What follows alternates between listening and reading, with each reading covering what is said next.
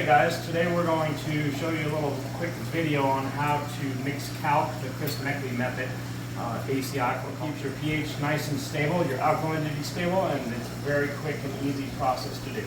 The Chris Meckley method using Captivate calc, which I do believe is the purest form of calc that you can get your hands on. And so we're going to go ahead and turn this scale on here. You need 6.5 grams per gallon for max saturation. And today we're going to be mixing up 20 gallons, so it's roughly about 130 grams.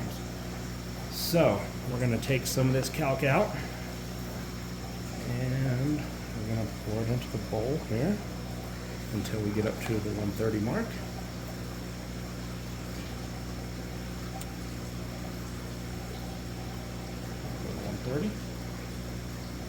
Alright, and there we go. Okay, so once you've got it all measured out here, you want to make sure that you get every single bit of air out of your container of calc, because atmospheric CO2 will actually degrade the calc and it won't be quite as powerful, basically. So you want to make sure that you get all air out of your bag. And there we go. Alright guys, so here we have the brute. It's a 32-gallon brute. I'd mix up 20 gallons at a time. The Reef tank usually goes about 1.5 gallons evaporation a day. Once you find out what your evaporation is a day, you can actually put it on a dosing pump and have it dose that amount per day for your top off. So here what we have is a flotation device. You just take an old styrofoam box and lid, cut it out to the diameter. I probably should have made it a little bit bigger. The bigger the better. I attached some PVC little legs here, so that way it doesn't go all the way to the bottom. You don't want the undissolved calc in your tank.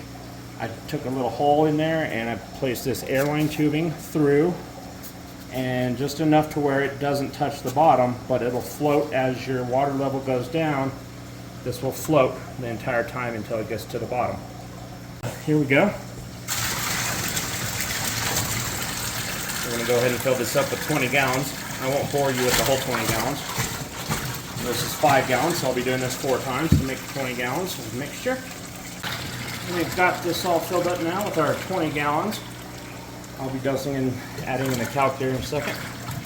We'll get it all stirred up, get the lid put back on it, and I'll be good for about 2 weeks.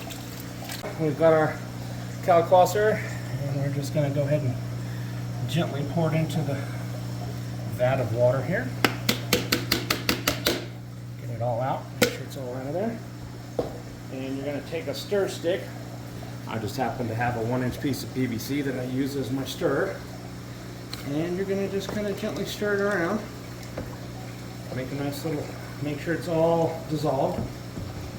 You don't want to oxygenate it too much, but you want to make sure it gets stirred up well. So, as we get this all stirred up, we'll put the flotation device back in and get it all sealed up. Once you let the water settle for a couple minutes, you don't want it moving around too much after you've stirred it. You want it to kind of settle. So we'll put the flotation device back in.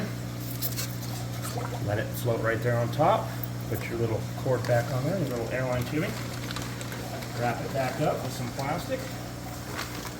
And I use a bungee to go all the way around it to tighten everything down, which I'll show you in a second. We've got a bungee here, and this is the way I just kind of keep the atmosphere, get the air out of it. You don't want a lot of air in your vat, obviously. You want to keep it pretty airtight, airproof. And so I've drilled a little hole here. This is for my dosing line that doses over into the sump. And it's a good way to keep your alkalinity and your pH in check. Keeps your pH nice and high. My pH always sits right around 8.3. And I usually have 2 pH monitors, so I can tell from one end of the tank to the other, and they're usually 8.3, which is nice and easy.